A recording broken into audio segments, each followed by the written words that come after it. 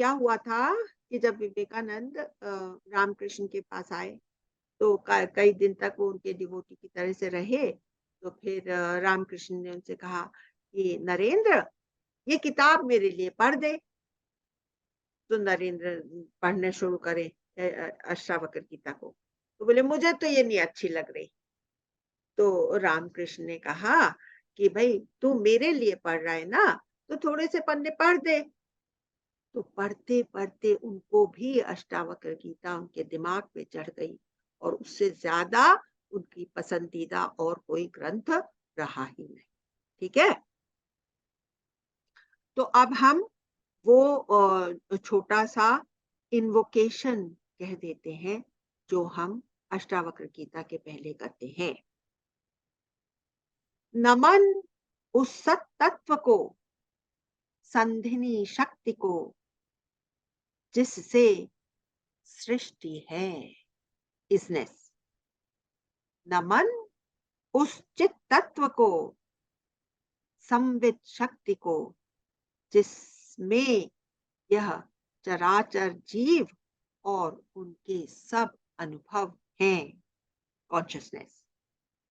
नमन उस आनंद सिंधु को, आह्लादिनी शक्ति को, जो सर्व सुख स्फुरित करती है और जीवन को लक्ष्य प्रदान करती है। क्या लक्ष्य? The goal of eternal happiness. ठीक है। तो अब हम लोग अष्टावक्र के आज के टॉपिक पर आ जाते हैं। तो ये हमारा 11th सेशन है अष्टावक्र गीता का, और आज हम चैप्टर 2 के 17 से लेकर के 25 वर्सेस तक करेंगे, जिसमें कि जनक, राजा जनक अपने उद्गार अपने गुरु के सामने बता रहे हैं। तो थोड़ी छोटी सी एक इंट्रोडक्शन है। इसके पहले जनक कह चुके हैं, I see divinity the moment I drop the world and this body. जैसे ही मैं इस संसार को छोड़ देता हूं, जैसे कि हम लोग अपने मेडिटेशन में बैठते हैं तो क्या कहते हैं, मैंने संसार के बारे में सोचना छोड़ दिया, मैंने शरीर के बारे में सोचना छोड़ दिया। As soon as I drop this world and this body. This Janak has said. Now I will tell you, दुनिया के रिलीजन्स इस एहसास को अलग अलग तरह से इंटरप्रेट करते हैं। पहला एक इंटरप्रिटेशन क्या है? I will reach God after I drop the body. That means I die at the time of death. और दूसरा, जब मैं मर जाऊंगा तो फाइनल डे ऑफ जजमेंट होएगा, और तब भगवान मेरे कर्मों का फल अच्छा या बुरा देने को आएंगे, और उस दिन मैं भगवान को देखूंगा। इस तरह से हमारे बचकाने थॉट्स में हम लोग सोचते हैं कि drop the world and drop the body का मतलब जब मैं मर जाऊंगा, फाइनल डे ऑफ जजमेंट आएगा, या मैं स्वर्ग जाऊंगा, वहां पर भगवान को देखूंगा। पर गुरुदेव ने हमको क्या कहा है? The body dropping you. सुन लीजिए, बहुत ज्यादा पावरफुल वर्ड्स हैं गुरुदेव के। The body dropping you is death. The body dropping you is death, and when you are dropping the body, it is samadhi. तुम अलर्ट होकर के बॉडी को ड्रॉप कर रहे हो तो तुम समाधिस्थ हो जाते हो। Roxana, you'll really like this because you are one for sitting down for meditation. And Shalini also will like this. Shalini, how do you like these two statements? Too good, na? Too good. Very profound. Yes. Amla ji, I want to share something so beautiful. Ha, please. Radha Ashtami has just gone, and I Yes. was listening to the explanation where they Ha. say Radha is the Alhadini Shakti of Krishna. Yes. So, when that came in the talk, I was so happy that this word was not new to me. And Yes. I had heard it from you, and the meaning, oh my God, I was delighted to hear it. I said, wow, this word I know, and I know the meaning of that word. I was absolutely ecstatic. Yes, yes, yes, yes. That's what happens when we recognize something of this magnitude. तो जब अपने अंदर वो भी एहसास होता है और हम उसको रिकग्नाइज कर लेते हैं, तब हमारे अंदर वो जो जॉय, जो कि अभी जनक के दिल में हो रहा है, Yeah. वो जॉय हमको फील होता है। एंड देन से वंडर स्ट्रक, Yeah. आश्चर्य है, आश्चर्य है, आश्चर्य है, आश्चर्य। मैंने गुरु से ये बात सुन रखी है ना? I was smiling to myself. I said, why am I smiling? Holding myself. But I was delighted. Now, I had this insight in this week, that this understanding dawned on me कि हम क्यों नहीं साक्षी को इंद्रियों से जान सकते हैं, क्योंकि वह लेंस के पीछे खड़ी है। अभी बात करी ना कि हम लेंस के पीछे हैं, तो आंख के पीछे जो है वो आंख नहीं देख सकती ना। जो आंख को पावर दे रहा है, इलेक्ट्रिसिटी, आंख उसको नहीं देख सकती। लेंस के सामने जो है वो सब चीज। तो जब हमारे गुरुओं ने, शास्त्रों ने बताया है कि इंद्रियों से देखी नहीं जा सकती क्योंकि ये पीछे है, इसको स्पीच बखान नहीं कर सकती क्योंकि ये स्पीच को ताकत दे रहा है। तो स्पीच उसको कैसे बखान करेगी जो कि उसको ताकत दे रहा है? स्पीच तो वो जो छोटी छोटी चीजें सामने दिख रही हैं उसको ही वो बखान कर सकती है ना। जो उससे भी ज्यादा बड़ी, उससे भी ज्यादा पावरफुल है, उसको नहीं वो बोल सकती। ठीक है? So now we will start. तो 17th वर्स पर है, मुझ में नहीं उपाधि है, मैं बोध मात्र समाधि हूं, अज्ञानवश अध्यस्त था, अब निर्विकल्प अनादि हूं। अज्ञान के वश अध्यास, हिप्नोसिस मेरे ऊपर आ गई थी। अब मैं एकदम थॉट्स ही चले जाते हैं। जब मैं अपनी अद्वैत सत्ता के साथ होता हूं तो थॉट्स नहीं रहते, निर्विकल्प समाधि हूं, मैं ही वो हो जाता हूं। I have dropped all उपाधिज और आइडेंटिटीज। मैं इस समय अपने अपने को चिन्ह मात्र महसूस कर रहा हूं। If you all would like to go from time to time into samadhi, just experience it with closed eyes. I will now be taking it up in a meditative way so that you can have these mini meditations with each shloka. Okay? So please close your eyes and get into a meditative state. I see now you are in that meditative state. You have told your mind to shut up, and therefore now you are absolutely quiet. I have dropped all upadhis or identities. मैं इस समय अपने को चिन्ह मात्र pure consciousness महसूस कर रहा हूं। शरीर का तो अता पता ही नहीं है। I do not feel my body at all. I do not even feel the mind because not a single thought is there in my mind. मैं निर्विकल्प अवस्था में हूं, यानी मैं उस ऑल परवेडिंग एसेंस से मिलकर एक हो गया हूं। Second verse, open your eyes. नहीं बंध है ना मोक्ष है, मुझ में न किंचित भ्रांति है, माया नहीं काया नहीं, परिपूर्ण अक्षय शांति है।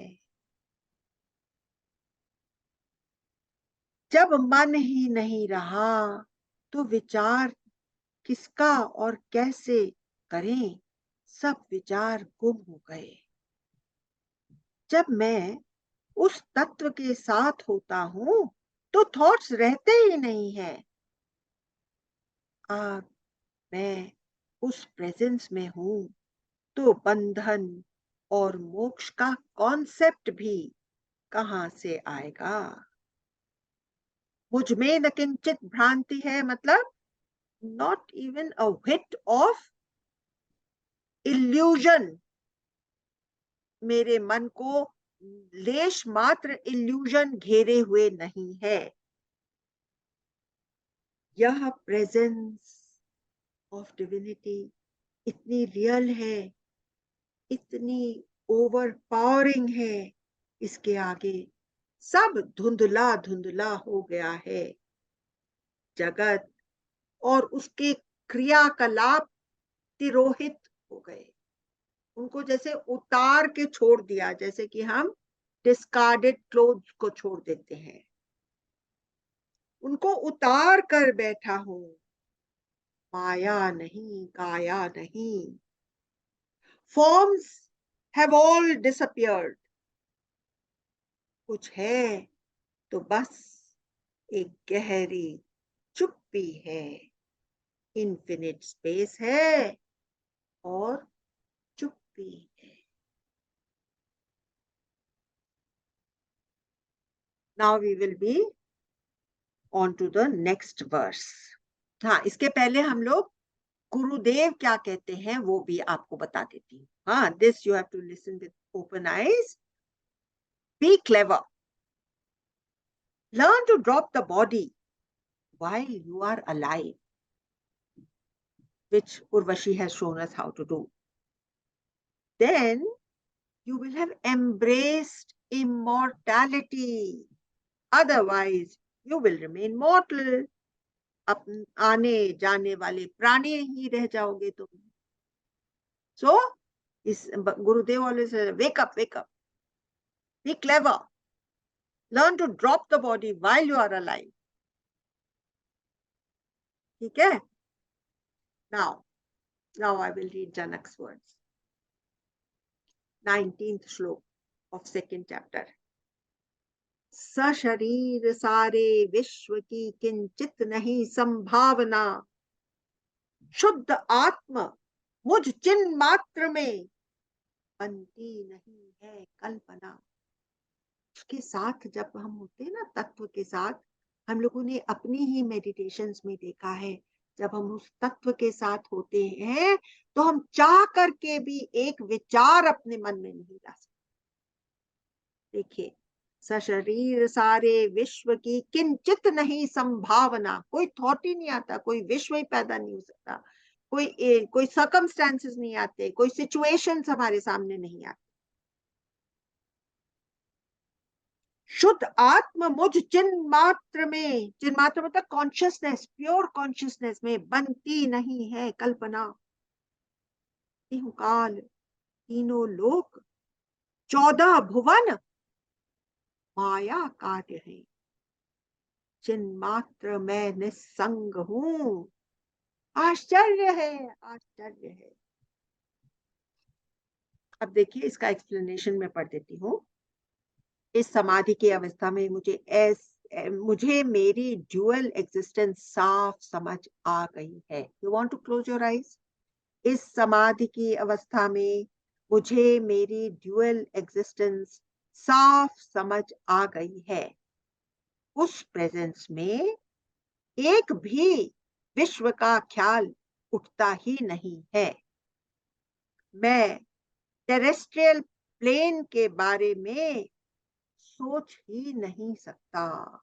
जैसे कि विवेकानंद गए थे, काली की मूर्ति के सामने खड़े हैं, लेकिन टेरेस्ट्रियल प्लेन की कोई बात सोच ही नहीं पाई।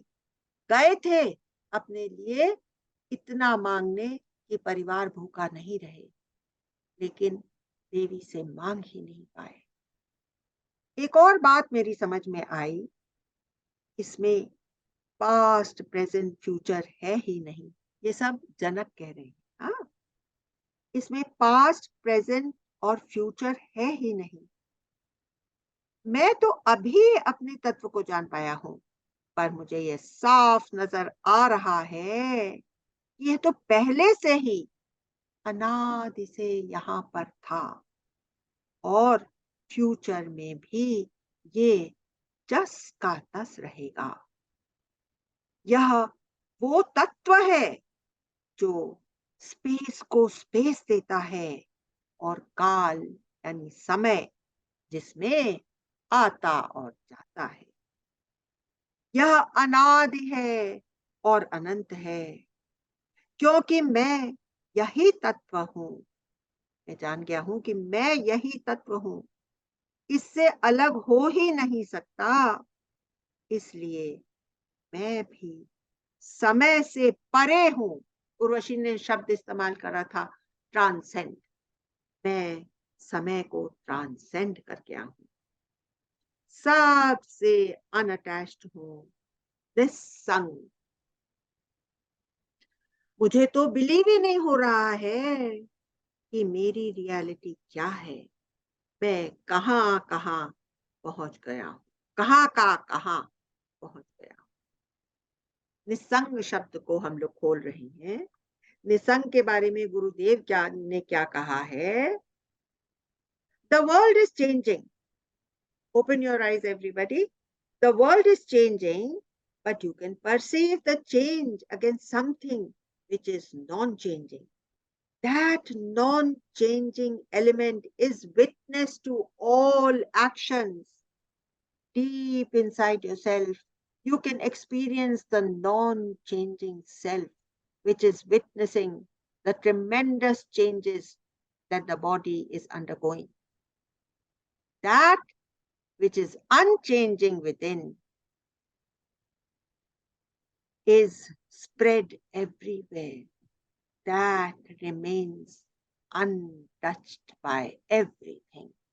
Nissang. To understand the meaning of Nissang? Are you happy to get this explanation?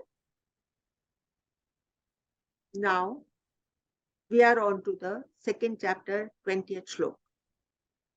देखिए, सशरीर पांचों भूत सर्व एक फुर्ना मात्र है, बंद मोक्ष या स्वर्ग नरक सब कल्पना के सूत्र हैं। चैतन्य से इनका कभी होता प्रयोजन है नहीं। विस्मय न जाना ज्ञान यह आश्चर्य है, आश्चर्य। I'll read out Janaks if you want to close your eyes.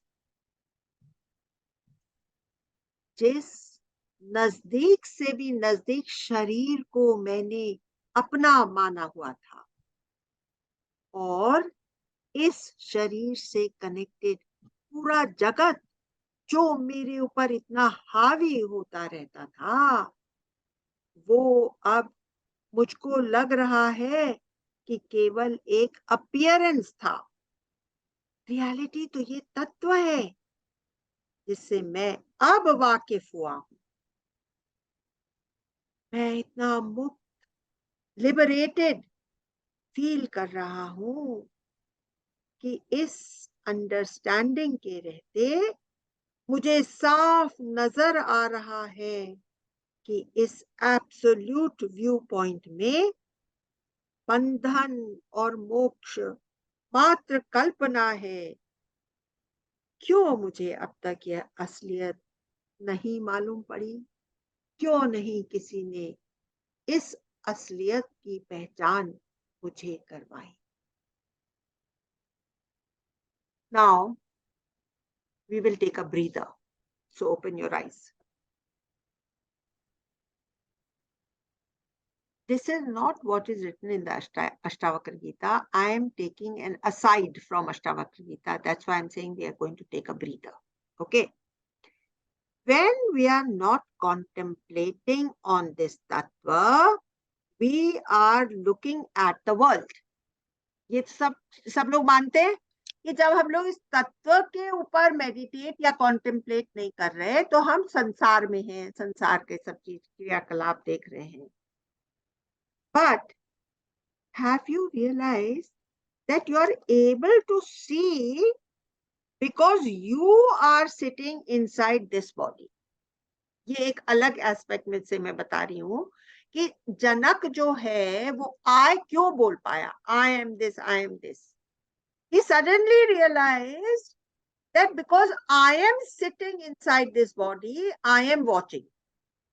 If I was not there and this body with its various instruments was not there, I would not be able to see. But the important one is the eye who is sitting inside and able to watch. You understand? Without you providing the spark of life to the eyes would not be able to see. Without you being present, there would be no dreams, no visions, no imaginations. Without you being there, who would report that you've had a good night's sleep? Okay, deep sleep mein. There is somebody who reports the next morning that this body has had a good night's sleep. You reported the absence of dreams, so you were awake in deep sleep. That is your true reality. देखिए कितनी तरह से गुरु हमको समझाने की कोशिश करता है, हर तरह से, ना? In Gurudev's words, drop the small mind, and the minute you do that, you are free. But we like to hold on to the worthless world, which is like chewing on a chewing gum which has got no taste in it. I will read Gurudev's words once again.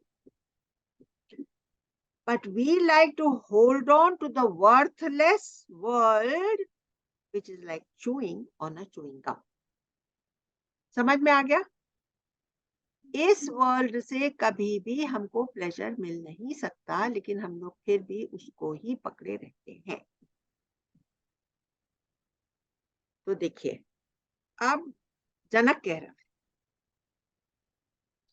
है, रहता जनों में, मैं सब जनों में रहता हूं. मैं ही तो सब जनों में रहता हूं ना. सब शरीर मैंने ही धारण करा. रहता जनों में, द्वैत का फिर भी न मुझ में नाम है. दंगल मुझे जंगल जचे, फिर प्रीत का क्या काम है. जहां बहुत हलचल हो रही है, दंगल, दंगा, पर मैं अपने आप में हूं, तो मेरे लिए जैसे कि अकेलेपन में एक जंगल में रहने के समान है. दंगल मुझे जंगल जचे. और जो नेक्स्ट लाइन है वो मैं आगे भी समझाऊंगी. प्रीत का क्या काम है. जब मैं अकेला हो गया हूं, I am one non dual existence, तब I cannot fall in love. That is why we always know that Krishna's love for Radha and Radha's love for Krishna was platonic. It had nothing to do with the body. They were not two different people. They were one. वहां प्रीत का क्या काम है. दंगल मुझे जंगल जचे, वहां प्रीत का क्या. मैं जो ऑल परवेडिंग सबस्ट्रेटम हूं, मैं ही तो सब प्राणियों में चैतन्य या लाइफ प्रदान कर रहा हूं. तो मैं सब में रहता हूं, पर मैं अलग अलग नहीं हुआ हूं. मैं कभी दो नहीं बन सकता. मैं डिवाइड नहीं किया जा सकता.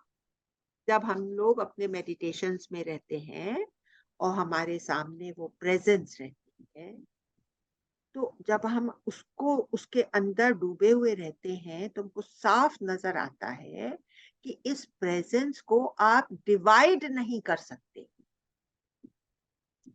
जो वो प्रेजेंस आपको फील हो रही है, वो ही मुझे फील हो रही है, वो ही सब लोगों को घेरे हुए है. हम लोग मेडिटेशन के लिए बैठे हुए हैं तो हमको फील हो रही है. जो लोग मेडिटेशन के लिए नहीं बैठे हुए हैं, वो लोग भी उसी प्रेजेंस के अंदर. जिस लहर को एहसास हो गया है कि मैं पानी हूं, वो सागर के साथ एक हो. जिस लहर को एहसास नहीं हुआ है कि वो पानी है, क्या वो सागर के अंदर नहीं है? वो भी तो सागर ही के अंदर है.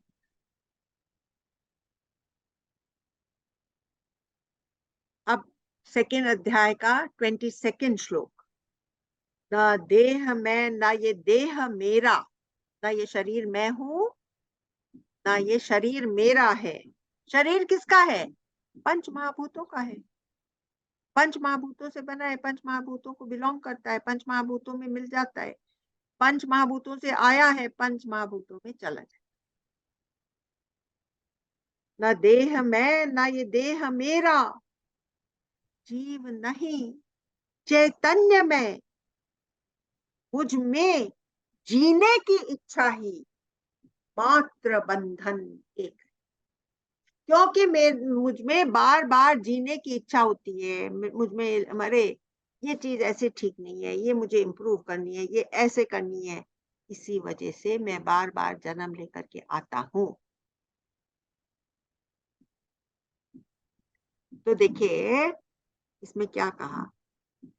पहले उसने ये कहा कि मैं अलग अलग नहीं रह सकता। फिर उसने कहा कि मैं डिवाइड नहीं किया जा सकता। फिर जनक ने कहा कि मैं एक रस रहता हूं। फिर कहा कि कितना ही शोरगुल हो रहा हो, मेरे में उसका असर नहीं आता। इलेक्ट्रिसिटी में जब एक ड्रिल मशीन बहुत ज्यादा आवाज करती है, घर, इलेक्ट्रिसिटी को फर्क पड़ता है क्या? नहीं पड़ता है ना। इलेक्ट्रिसिटी को फर्क नहीं पड़ता है ना।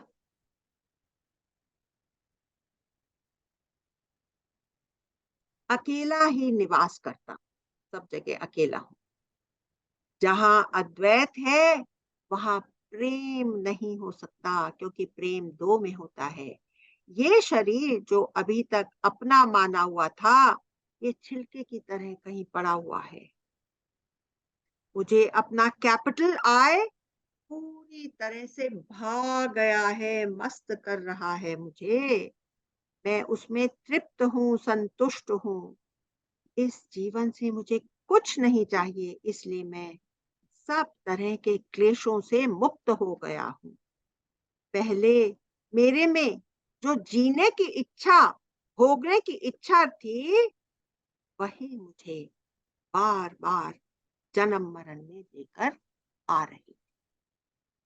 ठीक है, समझ में आ रहा है सब लोगों के लिए? सब लोगों को समझ में आ रहा है? अच्छा लग रहा है कि नहीं प्रभु? ठीक।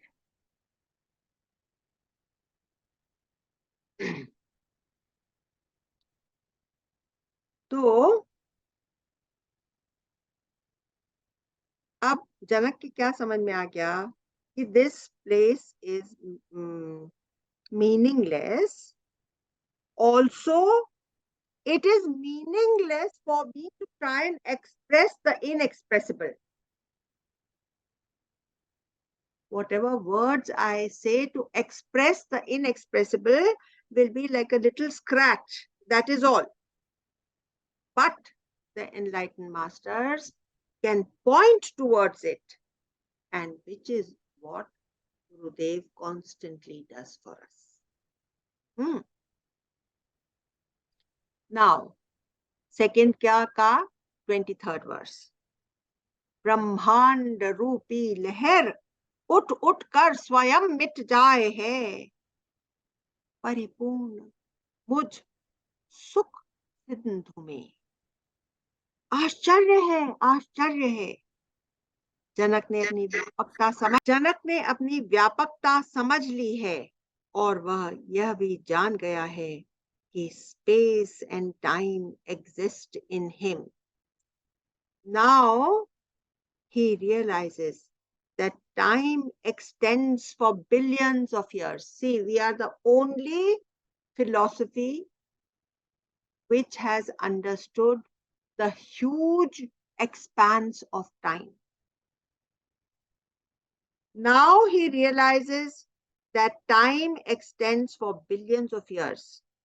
So please appreciate his realization that he has even seen the cosmos, the galaxies, and the Milky Ways emerge out of the Brahma Tattva and dissolve in it. He is pure enough to say that they appear in me the consciousness as bubbles and disappear in me. निस्सीम मुझ चित सिंधु में जब मन पवन हो जाए लय, जब मन की हवा झोंके खत्म हो जाते हैं, व्यापार लय हो जीव का, तब जीव जन्म मरण में आना बंद कर देता है। भवनाव भी हो जाए विलय, भवनाव भी होवे विलय। तो अगर भव सागर ही नहीं रहा तो आप कोई भव नाव की कल्पना करेंगे क्या, जो आपको भव के पार ले जाए, भव सागर के पार ले जाए। भव सागर ही नहीं रहा तो भव नाव अपने आप खत्म हो जाती है। समझ गए? हाँ, जब कोई समुद्र ओशन ही नहीं रहा तो आप जहाज क्यों बनाएंगे ना, उसके ऊपर बैठ करके दूसरे किनारे जाने के लिए। दोनों चीज खत्म, ओशन भी खत्म, नाव भी खत्म। Yeah, I have a question, अमला। इसमें जो like you said कि जब there's no turbulence in the sea, हाँ, कोई उसमें तूफान नहीं है, कोई वेग नहीं है समुद्र में, तो how do you navigate yourself? आपके हिसाब से तो ये पूरा खत्म ही हो गया। So then आपकी कार्य कुशलता कहाँ आती है as a नाविक और as a somebody who, जो आपको उस सागर को पार जाना है, आपका भव सागर है जैसे, आपको उसके पार जाना है, तो आपका कौशल as a boatman, as a when a devotee comes and seeks your advice, then you will again see, you cannot remain in samadhi constantly. You will be coming out of the samadhi. When you come out of the samadhi, because you have experienced such immense joy, you will feel like if you find somebody who's willing to listen to your words, you will show to him, you see, this is how you are under a hypnosis. You will be able to tell him that you are under a hypnosis and therefore look at it in a different way. Then you will be able to point it out. See, you cannot remain in samadhi constantly. Every state will come and go. That is the dharma of this cosmos. It is ever changing. You are under the impact of the rules of this cosmos when you are in body form. तो तुम उसको जरूर रास्ता दिखाओगे, और यही गुरु लोग, enlighten masters, करते आए हैं. They don't need it for themselves because they are ever in that भाव. वो तो निर्विकार, उनका तो निर्विकार भाव में है ही वो ब्रह्म ज्ञान. मतलब उनको देखो, कोई उल्टा सीधा भी चल रहा है, उसके अंदर भी उनको डिविनिटी दिखती है. जैसे देखिए, जैसे आपके ऊपर कोई बहुत ही खराब हालातें आ गई, तभी भी आपने उसके अंदर अच्छाई देख ली कि भाई ठीक है. अभी जैसे my husband would always say, if his car stalled on the way to the office, I'm not saying that one must always do this, but he would say, oh, it's very good, I will walk to the office and I will lose some weight thereby. Whatever be your situation, if you see something positive on the worldly level also in it, that situation loses its intensity. So they are always in that state, and they will guide others who are not in that state. You see, this is how you have created a Bhav Sagar for yourself, and this is the now that you can sit in and go across. Is it clear, Urvashi? Yeah. Thank you. Yes.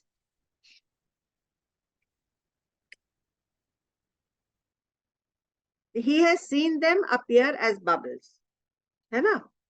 Now see, I am asking you all, just like 100 thoughts may appear in my mind on a given day, and they merge back into my mind.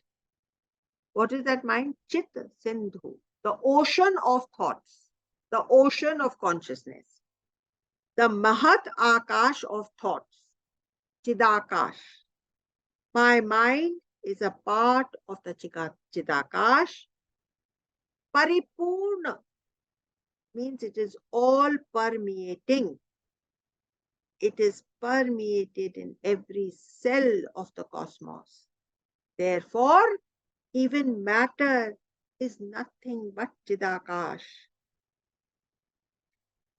He is blown by this understanding. I'm talking about Janak.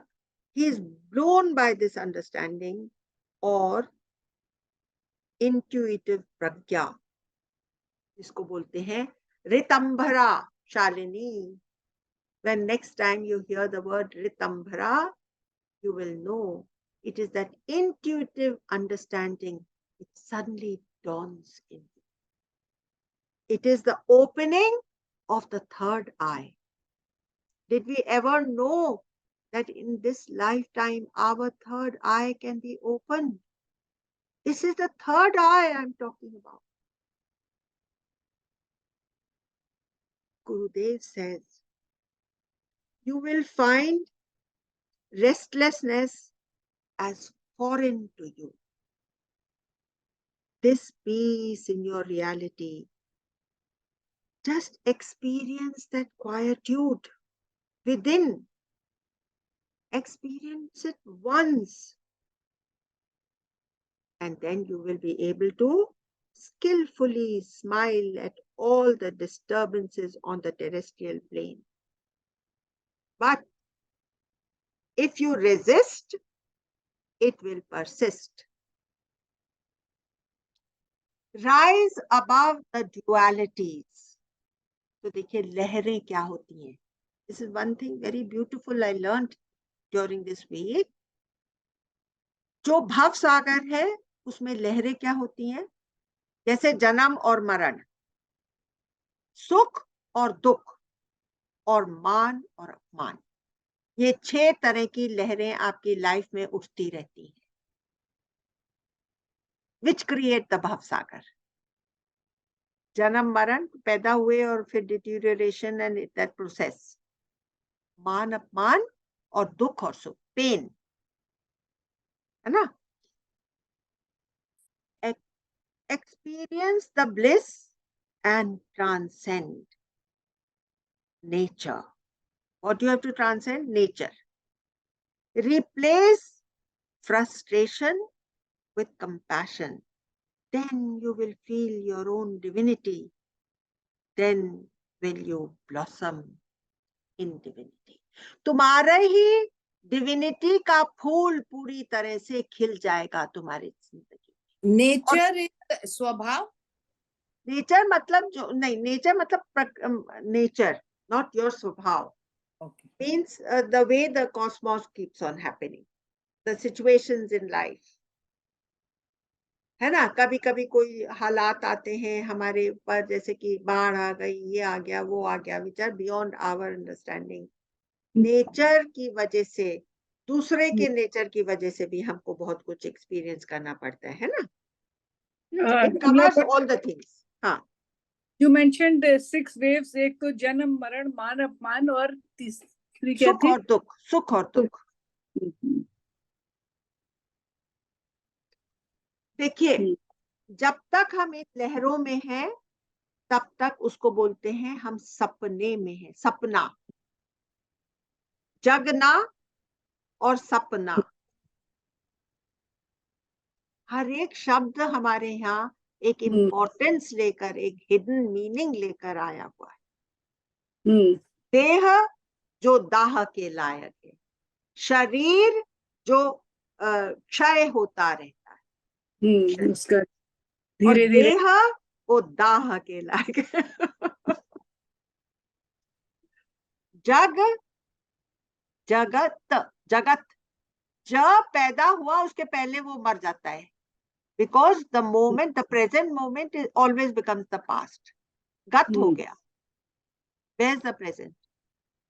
Present तो कभी होता नहीं. Present तो हो ही नहीं सकता. तो तुम या अगर पास्ट और फ्यूचर में हो तो तुम केवल अपनी इमेजिनेशन में हो, तो तुम सपने में, है ना? Now the last verse, we are on to the last verse. Second अध्याय का 25th verse. इस भांति करके मनन नर प्राज्ञ प्रज्ञावान आदमी, नर प्राज्ञ चुप हो जाए है. कैसे न अब तक चुप हुआ? आश्चर्य है, आश्चर्य है. इस तरह का चिंतन करके हर वो मनुष्य जिसकी इंट्यूटिव अवेयरनेस जाग चुकी है, वह अंदर से चुप हो जाता है. जनक कह रहे हैं, मुझे तो अपने ऊपर अचंभा हो रहा है कि अब तक उस चुप्पी के आनंद में मैं क्यों न डूब पाया. कैसे वह स्रोत इतने लाइफ टाइम से मिस होता आया है और मैं भव सागर की चपेटों में आता और जाता रहा हूं. इन शब्दों के साथ जनक अपना वक्तव्य समाप्त करते हैं और हम दूसरे प्रकरण के अंत में पहुंच गए हैं. So with this, I would like to end this session.